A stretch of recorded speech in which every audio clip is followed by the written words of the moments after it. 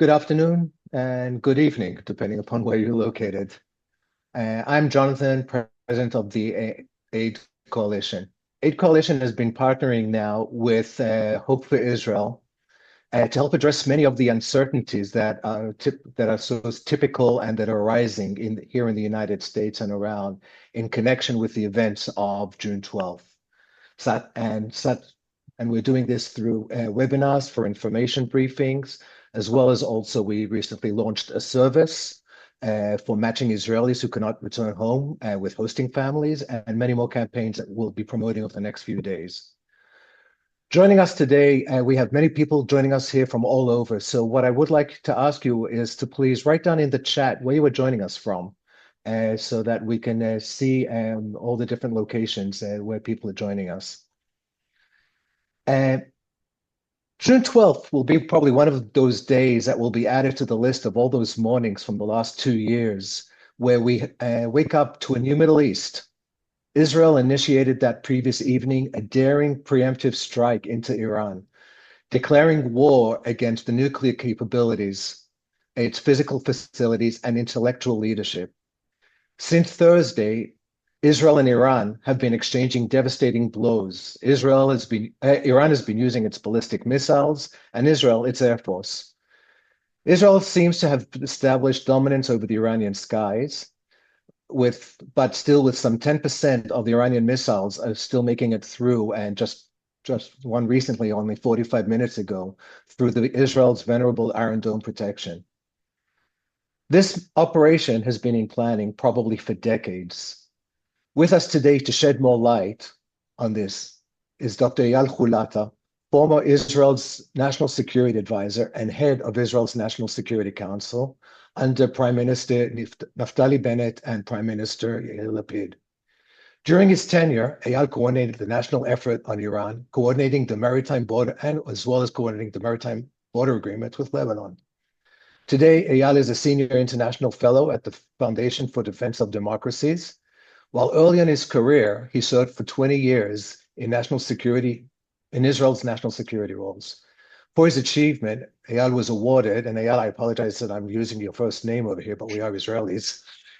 He was awarded the prestigious Israeli Defense Award.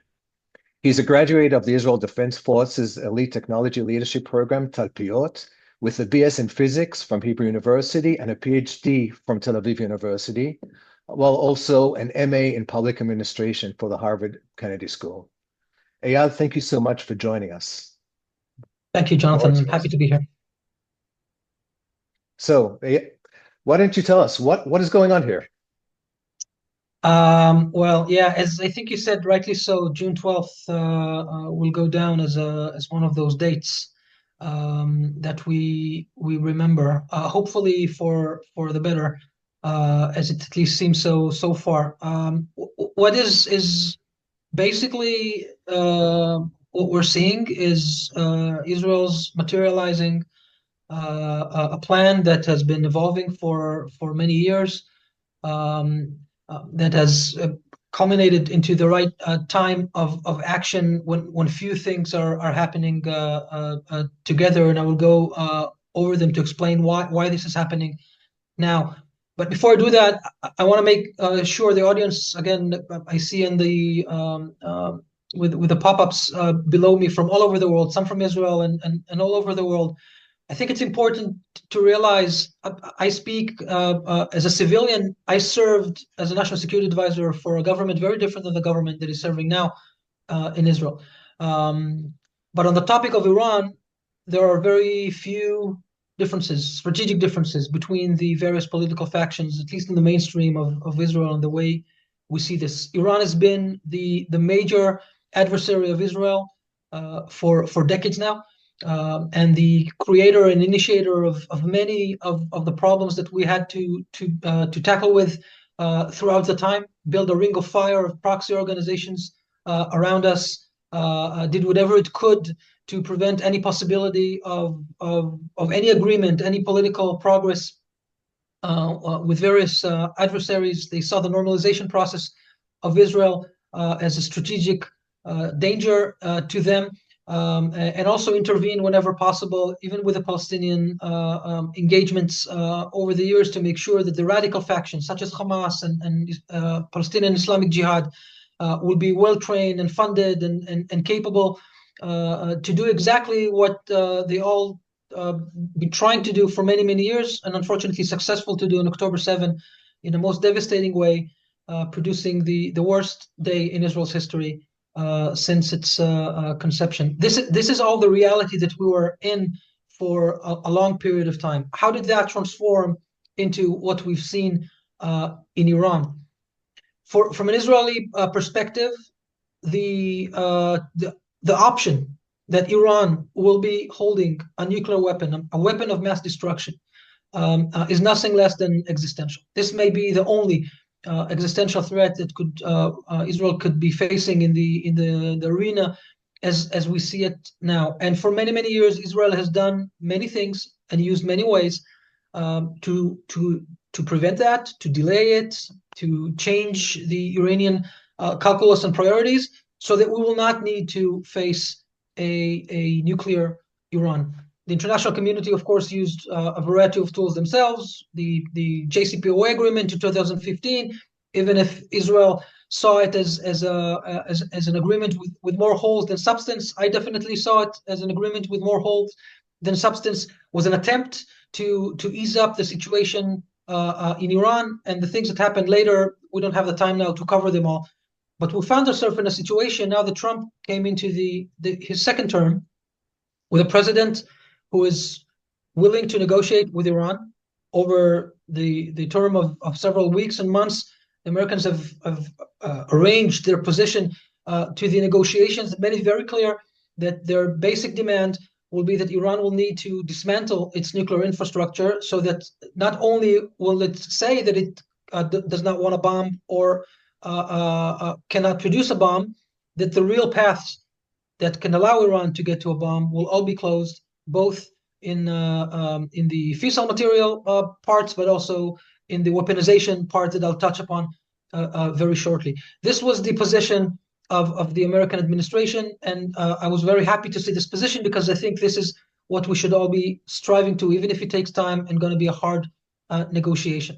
But apparently, the Iranian position was that they will not be willing to agree to that in any way or form, and they made it clear on various rounds.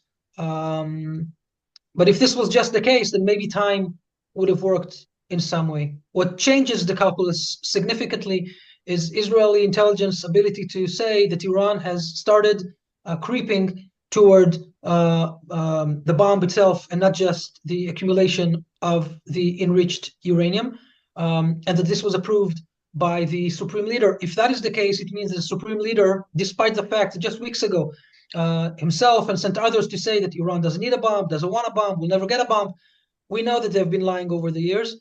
But if they have started doing material steps, it means, at least from an Israeli perspective, time is running out, because we cannot wait with action to find ourselves where they have all of the various components needed to build a bomb, not just the fissile material that they've been accumulating, the enriched uranium, but also all the other components. And this became a very important piece in the engagement between Israel and the United States.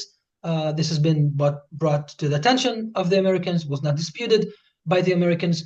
And now the question was a question of timing. If President Trump did not think that this was a good time to carry out the strike, it wouldn't have happened.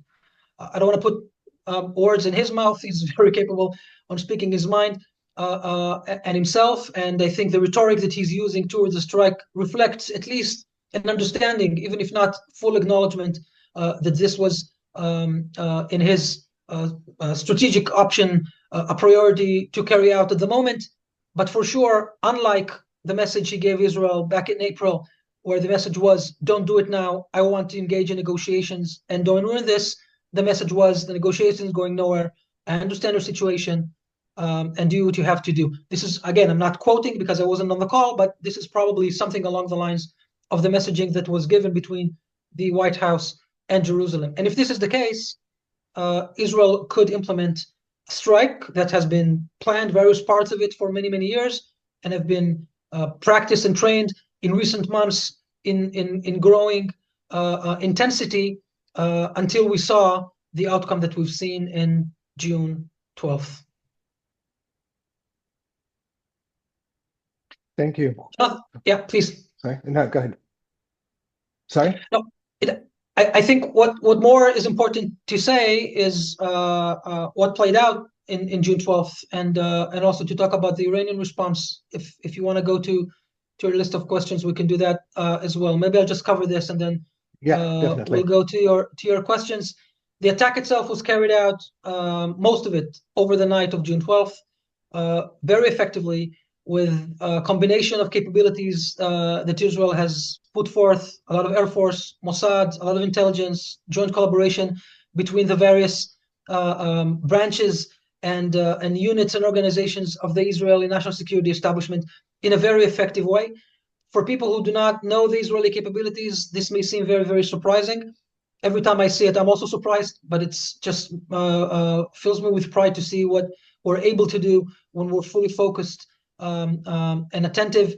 What was carried out in the first night was first a very effective, targeted, and precise direct hit of key people from two different important groups. One is the top scientists of the weaponization groups, the people who would carry out this creeping towards a bomb and would ultimately be needed themselves, their laboratories, their infrastructure, to transform this enriched uranium into a bomb. That's one piece.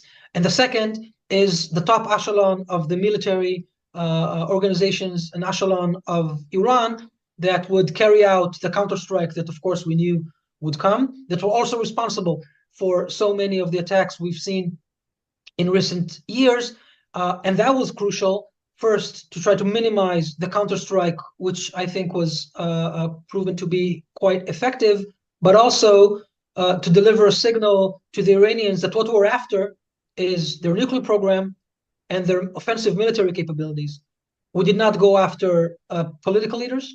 We did not go after civilian officials. We did not go after infrastructure in Iran. We focused our attack on their nuclear program and on their military capabilities, ballistic missiles, and so forth, attacking us. This was carried out in the first night and also on the time afterwards, and I think quite effectively. Not all of it is still published. I don't want to relate to information that is not fully disclosed, but the amount of effect that we were able to incur, the amount of damage we were able to incur on the Iranian nuclear program is quite significant. It's not full. There are things that Israel was not able to touch in full, and we can address that later. But by and large, the magnitude of the attack is significant, and the effect of that is significant.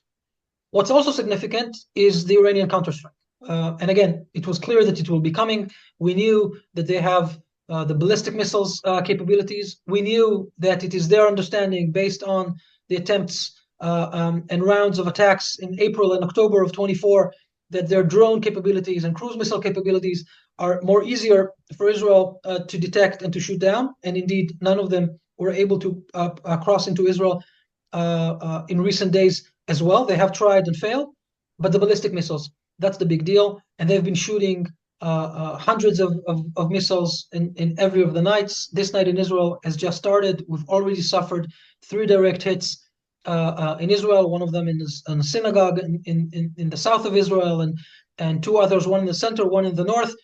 And there's also substantial casualties. Of course, not in the numbers and magnitudes that Iran was aiming for. Unfortunately, they were aiming at heavily populated civilian centers of Israel, Tel Aviv area, Haifa area, and so forth. The Israeli defense capabilities are quite effective, maybe the most effective in the world, able to intercept about 90% of the missiles.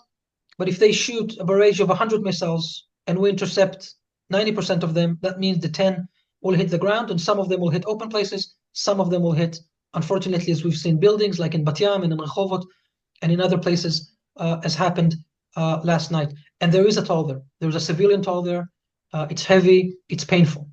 And this contrast that Israel is going after their nuclear capabilities and military capabilities, where they shoot on heavily civilian populated areas, is again a striking difference between the way that Israel tries to conduct its warfare and how our enemies are conducting their warfare on us. This is the position where we're at. Israel is already signaling to the Iranians that we will not be able absorb this kind of casualty on the civilians, and we already signaled that we are capable, if we want to, attack almost any point in Iran, including the energy facilities, including a civilian infrastructure. We refrained from doing so, but if there will not be a way to amend this in some way, and we can talk about how this can progress and end eventually, then Israel has already signaled to the Iranians what we will be able to do in future stages, and I truly hope that we do not get to that position. So this is where we're standing at. The campaign or the operation still continues. The Prime Minister Netanyahu has said that this will last as long as it takes. Clearly, Iran being 2,000 kilometers away from Israel, we cannot carry an ongoing operation there in the same procedures that we do in Gaza or in Lebanon or in other places. This is a campaign. It should be treated as such. Israel has always kept its operations as tight as possible, of course, in alignment with the goals that were defined to this. Hopefully, this will mature and fulfill what we're trying to do in a relatively short period of time, and we'll be able to finish this when we have achieved our goals, and hopefully without a much more significant toll of casualties on our side. Jonathan, over to you. Sure, thank you. No, thank you very much. This is definitely very illuminating. And when you talk about the signaling, I think what you're referring to is what we've seen, or actually some of the pictures over the last 24 hours are, we're seeing actually much more activity of the Israeli Air Force above the skies of Tehran. We're seeing smoke, in other words, bombardments in Tehran itself. Is that what you're referring to the signaling that we can expand into civilian areas as well? So first of all, yes, the Air Force has achieved operational freedom above Tehran. This is mind-blowing in its own. For those of us or Israelis, we're familiar with this term, Chofish Pa'ula, freedom of action that is critical for the Air Force in any arena before they can continue to do this. It's one thing to do this in Syria or in Lebanon, in close proximity. It's a totally different thing to do this in Iran, and this is quite an achievement by the Israeli Air Force. Yes, you're right. So once our airplanes are able to fly on top Tehran, what it basically means is that we can reach any point and hit it if so wished for. The second piece of it is that we're also signaled with small ammunitions on energy infrastructure, a gas reservoir by Bushehr, and another reservoir of oil. I think today, I cannot remember exactly where that was. And we're signaling to the Iranians, you're attacking our civilian infrastructure, attacking civilians and populated areas. We can also cause hurt on the civilian parts of Iran. And this is a kind of engagement and signaling done by weapons, not the kind of direct negotiations, but this does serve as a means for those who are trying to mediate on this. And of course, there are already people trying to say that this should end in the near future. So all this will play out in the day after mechanism, I think in the next few days. Is there a risk, and now that you're talking about really the signaling on the oil infrastructure? I mean, we know that typically that has been sort of like the sine non qua of not passing this into this area and not going against the oil infrastructure. Is there a risk that if Israel goes after the oil infrastructure, that could actually boomerang against Israel by escalating some kind of a more international condemnation because of the impact upon the oil industry worldwide? Well, first of all, of course, there could be international condemnation, and I'm not disregarding this at all. This is important, and Israel should be mindful of how this looks. It's even a little bit painful for me to say this because Israel's position worldwide at the moment is in one of its lowest, maybe of all times, given the way the world is viewing what is happening in Gaza. One might say, what will be the difference? I think there will be a difference, and this is significant. But this is not the reason not to do this. The reason not to do this at this point is that this is just a round in many rounds. Israel, and this is coming out more and more public. Prime Minister Netanyahu has been, in his engagement with President Trump, tentative to the American position on what the Americans would want. The Americans are not looking to enter this war, not looking to enter and join this. There's not been any attacks by the Iranians on American forces. There have been no attacks by the Iranians on Gulf countries. This seems to be aligned with the American interest. And the fact that Prime Minister Netanyahu is attentive to that shouldn't come as a surprise. This entire situation is very, very complicated as it is. So I think there's also this piece in a more direct engagement between Prime Minister Netanyahu and Trump in understanding what are the borders or what are the fields of operation.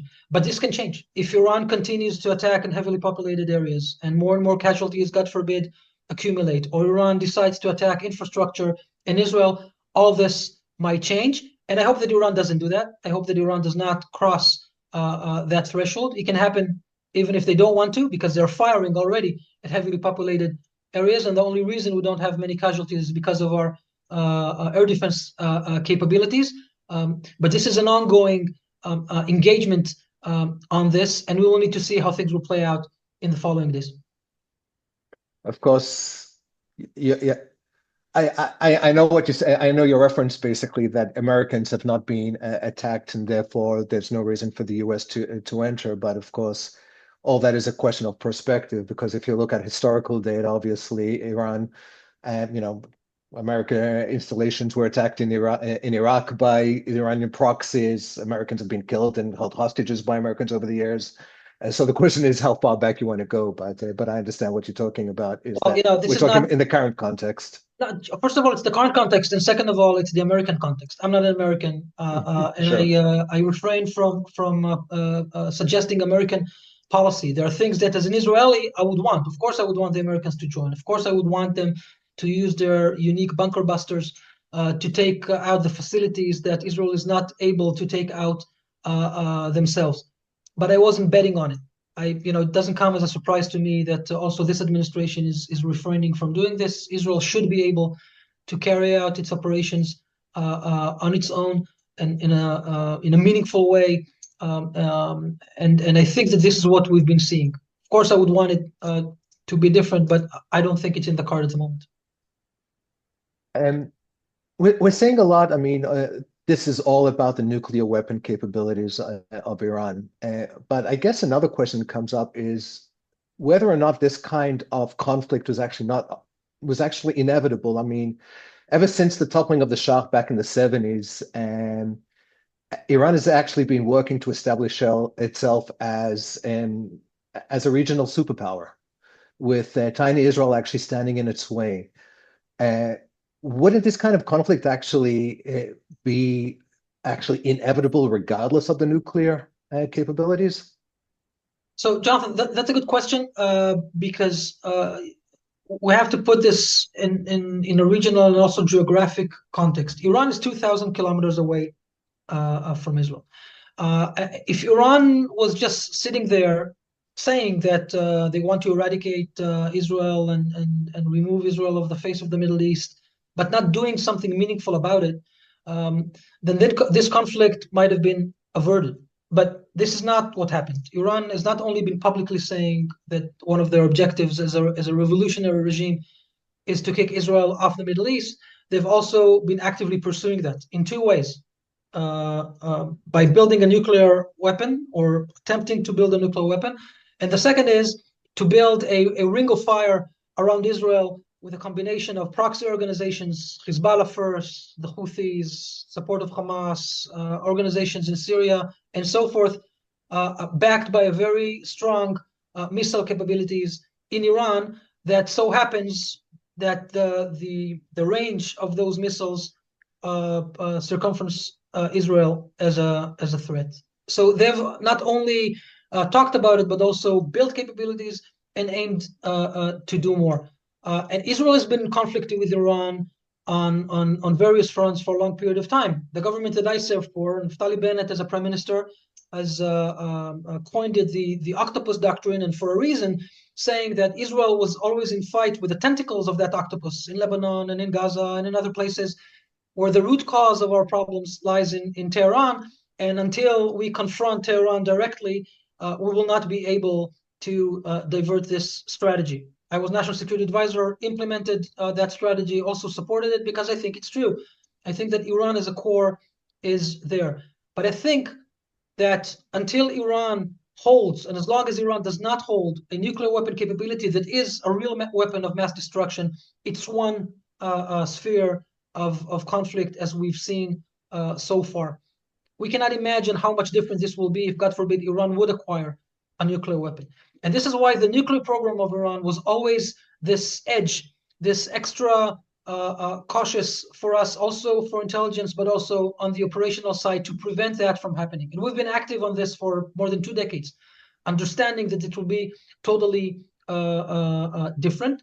And now, again, when it all converges to one, we have to address both those issues. Most of those proxy organizations, this ring of fire has been eliminated or at least degraded substantially over the last year and a half since October. Again, Israel did not want this war. We did not start October 7. But the outcome of what has played out in Gaza is that Hamas is no longer anywhere close to what it was in its ability to threaten Israel. Definitely not remotely close to what it could do in October 7. Same happened with Hezbollah. Again, they decided to join this conflict, and the sequence of events towards the end of 24 created a new condition in Lebanon that I think also contributed to the fall of the Assad regime in Syria. So Iran has been losing these some of those strongholds to the point where now, when it needs this proxy the most, those proxies were built to defend Iran or to participate in the counterstrike against Israel, and thinking that this will deter Israel from operating. Now, when Iran needs it, it has none of them. Hamas is fully, almost fully degraded, and Hezbollah is not only in a ceasefire. They could have decided to violate the ceasefire and attack Israel. They chose not to do this, and I think they know why. And Iran finds itself in the moment where it needed the proxies most, alone, fighting Israel directly. Again, they can incur a lot of damage, but this is not remotely close to what they thought they could do. So essentially what you're saying is, if I to paraphrase it a bit, is Iran basically over the years has built this ring of fire of the proxies around Israel.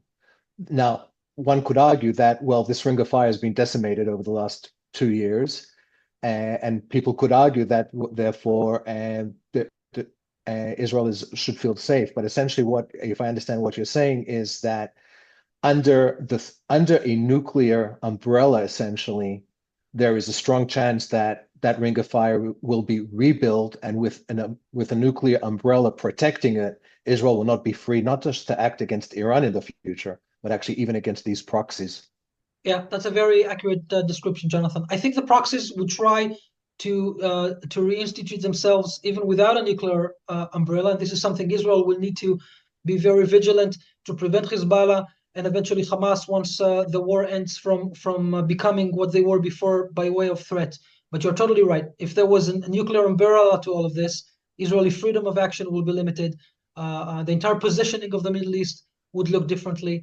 Whereas without it, and when Iran is pushed back the way it is, including today, this also might have positive implications on the way that the Middle East organizes. All of the countries are looking.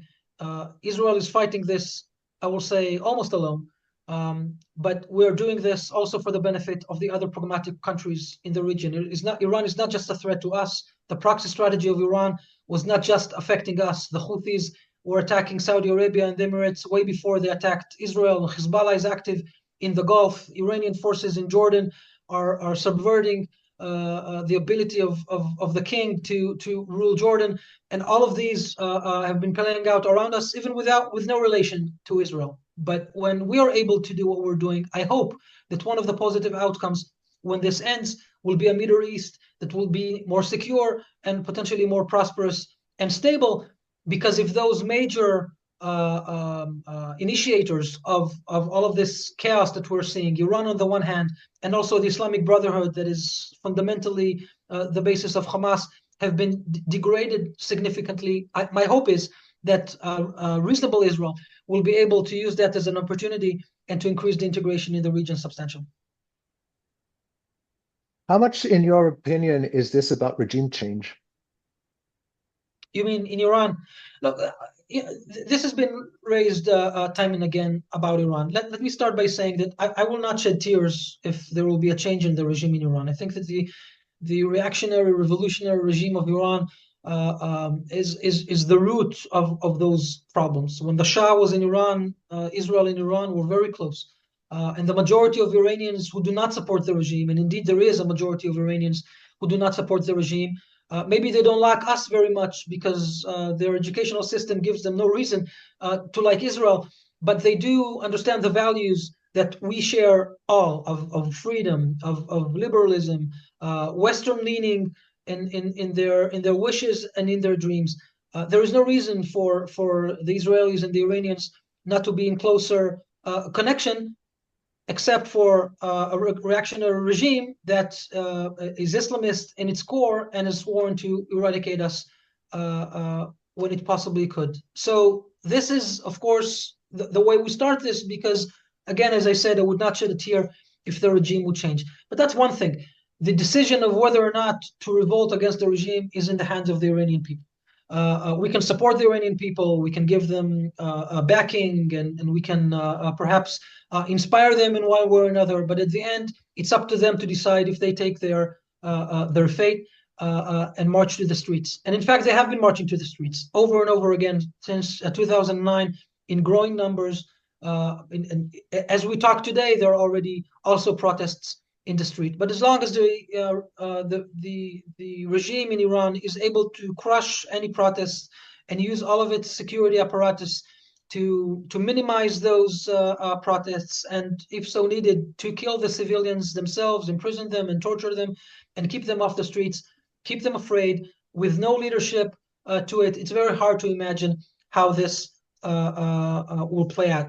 Does this give new conditions that would support the people and give them some, kind of involvement, inspiration, or a sense of strength and resilience to go and after the regime and to try to topple it? Maybe. We'll have to see. It doesn't have to happen this way. It could also rally them around the national interests of Iran, and I'm sure that there will be some that are rallied around the interest. But I think we need to be focused on this. This is not the aim. This shouldn't be the aim of the attack that Israel has been doing. We need to be very, very focused and very, very effective. We're going after the nuclear program. The purpose of this is not to allow Iran or to prevent Iran from a capability to reach a nuclear program. We have to degrade their operational offensive capabilities, the nuclear capabilities, and the proxies, which we've done. These are the top priorities of Israel. And what happens in Iran afterwards, maybe we need to be dealt afterwards. So if we see a situation where the people of Iran might take to the streets, if I hear you correctly, you're saying you don't think that Israel might use its control over the Iranian skies to protect or help those people? Look, this is a very complicated apparatus, what we just suggested, and I would urge, even for tactical reasons, for Israel to try to refrain from doing this. Israel will not have this kind of option in Iran. I wouldn't suggest doing this even in a closer country like as Lebanon. Let's suggest that there are now protests in Lebanon against Hezbollah, something that is very welcome for Israel. Do we see the IDF intervene for one of those sides trying to assist the other side on it? I don't think this will be effective. We need to remember they don't like us, either of them.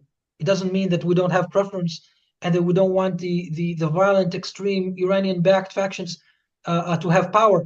But this doesn't mean that we need to intervene in this. I think Israel's memory from the 80s of trying to intervene in who rules Lebanon should serve for us as at least a memory of what happens when we actively intervene and think that we can decide for another country who will rule them. I will not go down that avenue. But if the people of Iran revolt and there are ways for Israel to help them or to support them or to convince other countries to give support, this is something that I will definitely think we can do. But that does not mean we need to give material military support to the people of Iran. It's up to them to decide what kind of country they live in. Yeah. No, I personally, I don't think over the last 100 years, we can point at many situations where external powers were successful in regime changes. So, Well, but it's there is something. one example of a successful campaign, and that is the American campaign against the Soviet Union that have been run for many, many years. And ultimately, during the time of Reagan as a president, when he decided that this indeed is a campaign to degrade their capability, he did not use military force. He used other means of force. He supported the opposition, and he encouraged the Russians to be forward-leaning and engaging in what the American culture had to offer. This ultimately did lead to more and more bubbling across the Soviet Union bloc, and eventually did significantly contribute to the collapse of the Soviet Union with a whole host of things other ways. But that's very different from the US to decide who should be leading the Soviet Union, right? Sure. So I think that this is the kind of thinking we should go about this.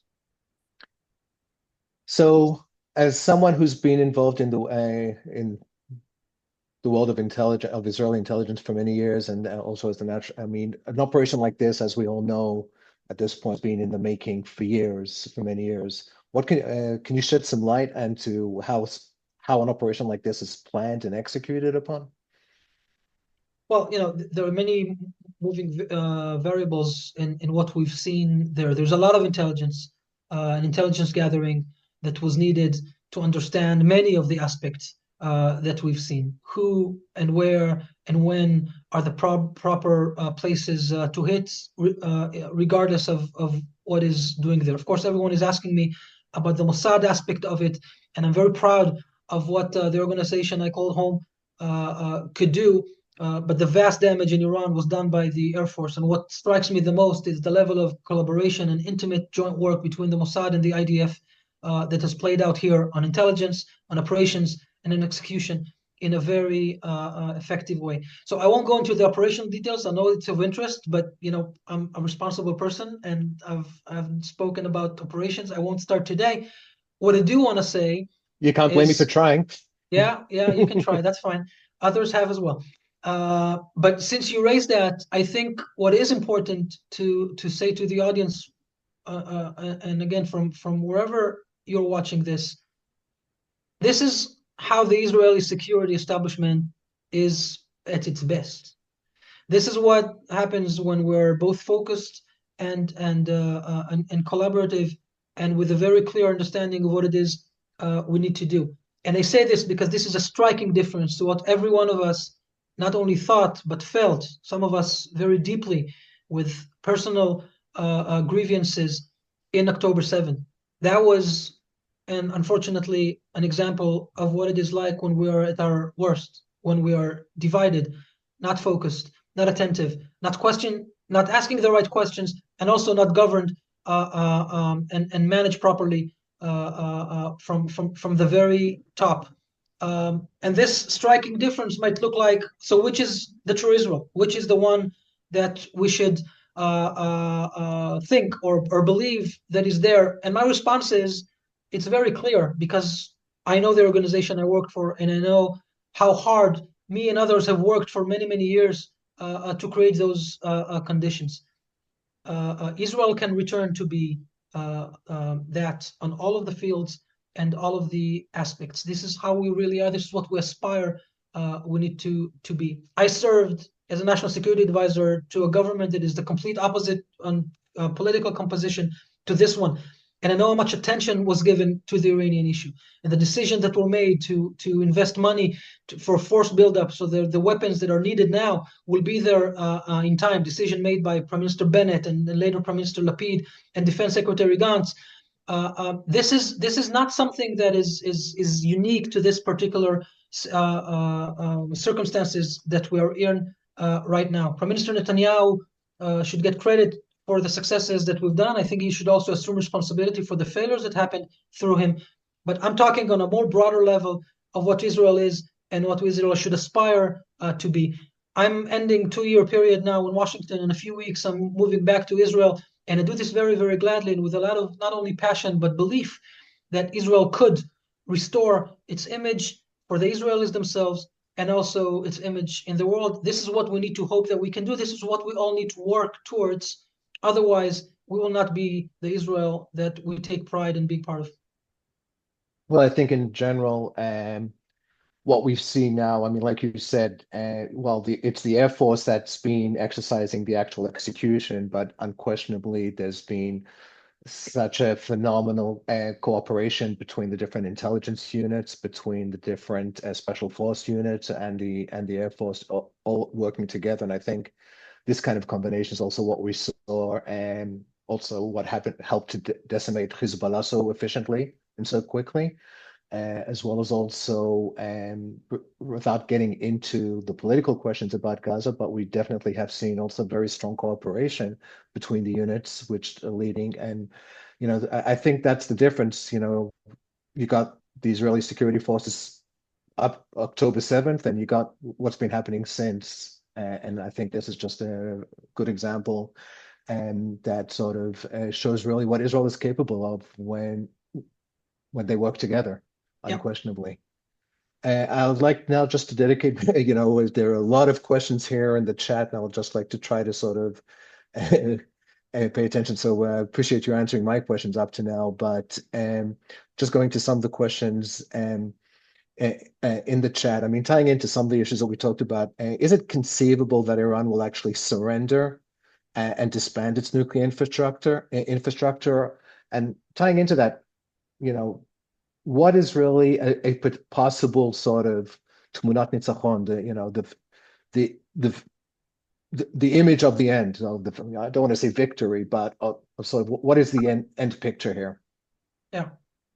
So first, could Iran surrender? Uh, I think if we use that word per se, it's very hard to imagine how the supreme leader of Iran, after ruling this country for 36 years, I think, would just give up and roll over. This is not what these people are all about. These are revolutionary people.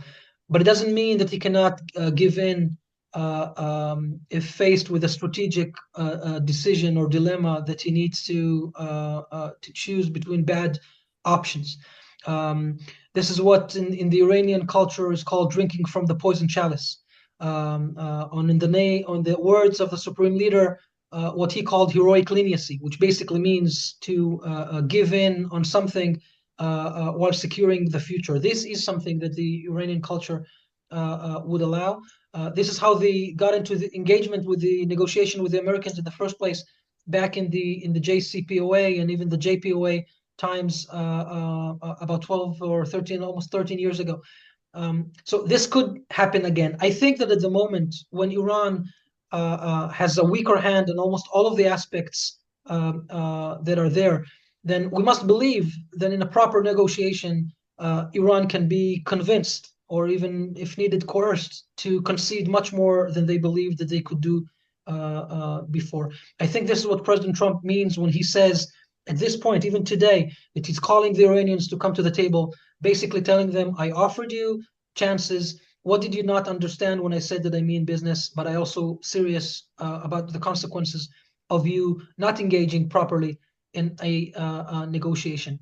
So, do I think it's feasible? Yes, I think it's feasible. Is it realistic? Very difficult to say. Depends on how this ends. Depends on how the Americans will react, and on how tight will be the coalition of the other countries of the West. What role Russia and China play? This can be very, very difficult. But I believe that there is a way to force Iran into a point where they need to make significant concessions and give away their ability on their enrichment altogether and their infrastructure.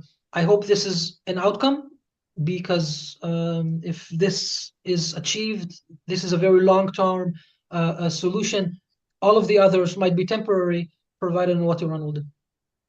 So actually, it's interesting. So from these different scenarios that you've been describing, essentially, any kind of resolution is going to be dependent upon some kind of third party intervention and involvement. It doesn't sound, from what you're describing, that Iran and Israel can one on one will actually be able to resolve this dispute. Look, Iran has no intention in engaging directly with Israel diplomatically or in any other way, right?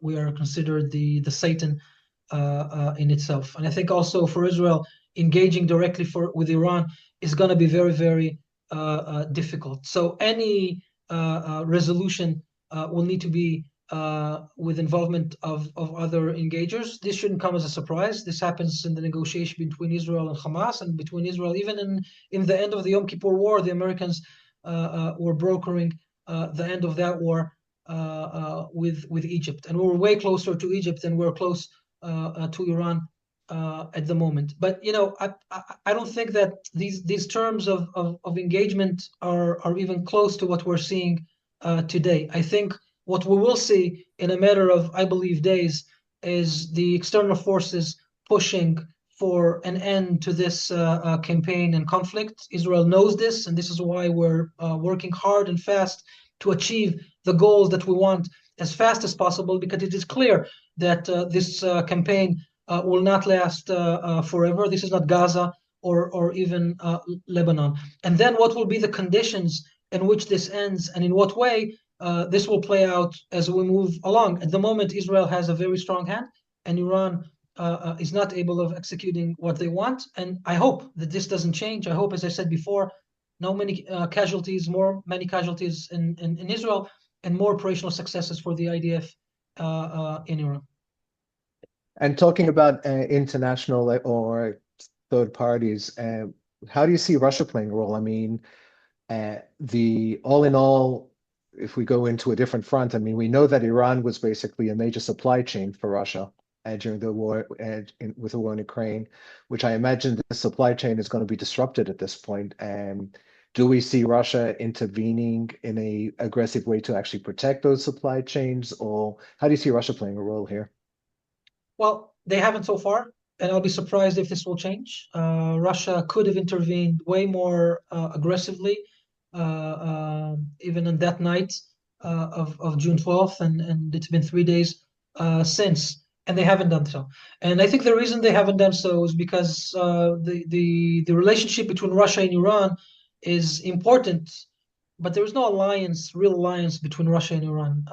Russia is taking from Iran what it can, and I think Iran has more than once saw that Russia does not necessarily deliver in that kind of coin. There's a limit to how much Iran can trust Russia. And by the way, there is a limit to how much Iran can trust China. One could have expected China also to intervene, Iran Hmm. being its major oil supplier in very cheap. And you don't see China all over the place condemning Israel on all fronts and saying that this should stop. This is the kind of solitude that Iran is in, that Iran has become gradually in. And if that is the case, then I think Iran is also feeling that in itself. Doesn't mean that Russia or Iran are supportive of Russia or China are supportive of Israel in this conflict. When the IAEA Board of Governors convened to vote on a resolution saying that Iran is in non-compliance of the Non-Proliferation Treaty, that happened the morning of June 12th. We kind of forget because so many things have happened. But just a few days ago, a groundbreaking resolution was approved in the Board of Governors, and Russia and China voted in favor of Iran, and not with I think about 13 countries voted in favor of that resolution. So they will do that. But they have not been providing Iran with material support. They have not been providing Iran with huge political support, pushing for this to end. Putin has offered to engage or to intermediate or mediate between Israel and Russia, or the United States and Russia in the negotiations. I would assume he will continue to do that, but not much more than that. Okay. You know, you preempted my next question that broke my train of thought. I was going to ask you about China as well. But Yeah. So we so can skip to the next one. yeah.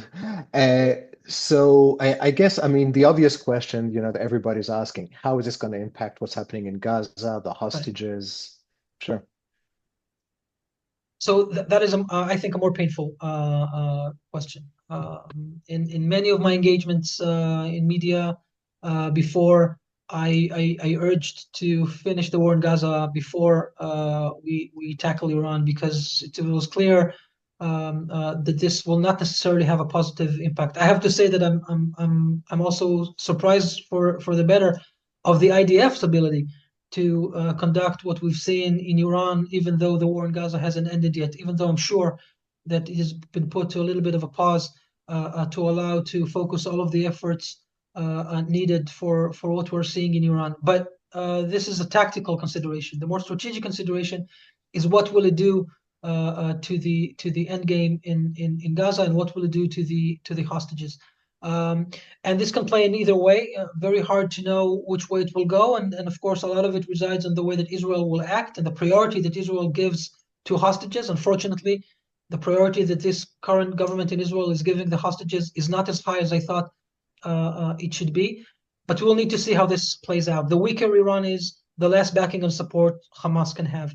That might have a positive impact on Hamas calculus, and maybe they will agree to more things that they've agreed before. But this does not have to happen to go that way. It can actually go also in reverse. Hamas may feel that there is no chance for them to do anything, and God forbid that can go sideways as well. So I do not know how to answer that question. I wish these questions were delinked. I really wish that the government would have more forcefully went to the release of the Israeli hostages and the return of the dead hostages in Gaza before we started that. I thought that the priorities should have been that way, but now we need to continue to deal with the reality as it is.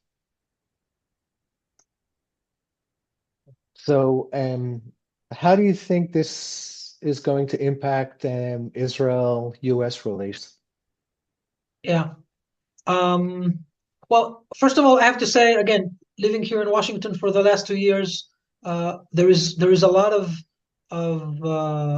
criticism, definitely on the public sphere, or social media, and on regular media, and a lot of focus on the friction that is between. But I think that fundamentally, the bonds and the strength of the relationship between Israel and the United States are strong. They were also strong during the Biden term, but definitely strong during the Trump administration. Of course, Trump will say and do things that may be not aligned with everything that Israel is doing. And I think that there are many things that have happened that Prime Minister Netanyahu might not have appreciated. But when it counts, when Israel needs the US to stand by it and to support it, and for Israel, for the United States to have Israel's back, this is what we've seen. We've seen this with Biden when the war in Gaza started. We see this now with Trump during this campaign and operation in Iran. And I would want to think that this is the true nature of the Israeli-U.S. relations. I don't want to sound too naive, because I know that it is divisive, and I know that Israel is not enjoying the bipartisan support that it used to enjoy in the past. Even though also in the past there were many times, unfortunately, that Israel did not enjoy bipartisan support. Israel needs to strive to that. This is important for the national security of Israel. That there will be no conditions to the support we get from the United States. And I want to hope that with more positive outcomes and successful campaigns that exemplify how Israel can conduct its missions in a way that does not violate the norms of the Western world. And I think what's happening in Iran should serve as an example to that. So should have the war in Lebanon do that.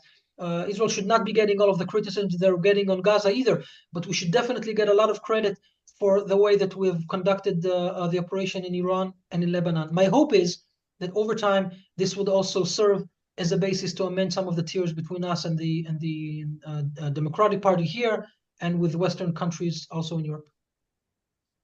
Two final questions. One is, we talked before about, I mean, typically when we look at the history, I mean, there are one of two reasons usually that Israel essentially discontinued hostilities at any kind of front. One, well, three. One obviously is the international intervention and pressure. The other is the number of Israeli casualties. So we talked about the first one. What do you have to say about the latter one? At what point do you think that they might start to build up pressure from the Israeli public that We've achieved our results, and the casualties now don't justify continuing. It's a hard one because I think a lot has changed in the mentality of both the Israelis and definitely the decision makers after October 7 on that. I'm not saying this because I necessarily think this is all positive. But the amount of casualties that the Israeli public has suffered on October 7 itself and during this war that has been extending for so long, I think this may have been changing the way to respond to your question. So I'm not sure. I want to hope that there won't be a lot of casualties. I want to hope that the public will continue to abide to the instructions of the IDF on this, and that our defensive capabilities will continue to perform the way they do. I think we need to find a way to end this before this is an outcome of an external pressure that does not necessarily come at the perfect timing for us. Israel needs to be more strategic to balance the gains that we've already gotten. What is the additional impact, positive impact, and negative impact of the fighting? And remember that this is 2,000 kilometers away, and there's a limit to what we can do there. The fact that the Air Force has been able to do so much for so long without any plane, neither hit or malfunction, in itself is a ness, a miracle. And we need to really be grateful that this is the outcome. And just to remember that the longer it is, dice and gambling has a tendency to also flip. We've achieved a lot so far. I don't know exactly what are the operational plans for the next few days, and I hope that they are all justified. I'm sure that they're all justified to conclude them and to try to move on. And final question is about the community over here of both Israelis and of the Jewish people, as well as also just Americans, that Israel is very important to them. What can they do to help? So first, if I may, I think this is a good opportunity to be not only empathic but also to extend a hand, a heart, and a hug to the Jewry here in the United States. I've been living here for 2 years, and I've seen how difficult it is. Most of you might know that it has been difficult before October 7, but definitely there is nothing similar to what you've all been experiencing before October 7 and after October 7. October 7 to the day and October 8th to the day with no justification. And the attacks, the anti-Semitic attacks on the Jewish community and the Israelis, the fact that not far from here, a few weeks ago, two embassy workers were assassinated in an AGC event. I knew Sarah personally from embassy prior embassy events. It's just heartbreaking. And I see the events in Boulder, Colorado, and I know what is happening on synagogues and in schools and in JCCs and in Hillel centers and in campuses all over the United States. This is something that is dramatically changing or should change the way that we think about what it is to protect Jewish life, what it means to have a stronger bond between Israel and the Jewry, and also, as I said before, how to strengthen the bond between Israel and the United States, because this, at its core, I think can dramatically impact the way that this is going. This is very painful for me to see all of this. I don't think that we all should have lived in an era where it's becoming so dangerous again to be a Jew, and that it is becoming dangerous or so dangerous to be an Israeli. Again, we've seen this in the past, but not that it is now. And maybe I will end with that. I want to wish all of us a safe and fruitful life. We are not, as Jews, as Israelis, violence is not what defines us. It is prosperity, innovation, ingenuity, the love of life that defines us. People may choose to view us differently, but this is who we are at the core, and this is what we need to restore. The image of that is something we need to restore, and I'm sure that we can all do this together and in individuals. And may this be the blessing coming out of this difficult times. We will end with that. I mean, I would just beg to differ that violence does define us, but usually from the other direction. It just follows us. it's not what we want, but it's there. But and unquestionably on that last note is that what has become unique since October 7th is that Israelis and Jews around the world basically have been experiencing the violence. And, it's just really proving how the ties there and the connections between Israel and the international community are intertwined and dependent upon each other. And that's why the understanding of what's happening is so important, because what's happening in Israel impacts the communities around the world. What happens in the communities around impacts Israel. And that's something we need to understand so well. So first of all, good luck on your return. Hopefully there'll be flights back to Israel by then. If not, you can always take a ship. But that's how I moved to Israel back in the 60s. But good luck and thank you so much. Thanks so much for taking the time. Thank you so much for the wonderful work that you've been doing in Asbara these last this last period. And it's every time it's always illuminating to listen to you. So, and this was definitely one more of those opportunities. I would like just to end once again, and so thanking everyone for attending the webinar. Our next webinar is actually going to be this coming Wednesday, as you can see on the chat window, at 9:30 a.m.